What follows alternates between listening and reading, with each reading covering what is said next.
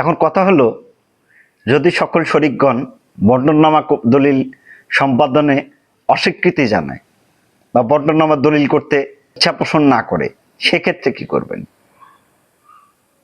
তাহলে যদি ওয়ারিশগণ আপোষ মীমাংসায় না পৌঁছেন, তাহলে নামজারির আগে আপনি যে ইউনিয়নে অথবা পৌরসভায় অথবা সিটি কর্পোরেশনে বসবাস করেন, সেখান থেকে যে ব্যক্তির কাছ থেকে আপনি সম্পত্তি প্রাপ্ত হয়েছেন ওয়ারিশ সূত্রে, সেই ব্যক্তির মৃত্যু সনদ এবং ওয়ারিশ সনদ সংগ্রহ করবেন। এই সকল ওয়ারিশের নামে ওয়ারিশ সনদ মোতাবেক যৌথ যে খতিয়ান, নামজারি খতিয়ান প্রস্তুত করতে পারবেন, সেক্ষেত্রে ঝামেলা নেই। তৃতীয় পর্বের এখানে সমাপ্তি ঘোষণা করা হলো।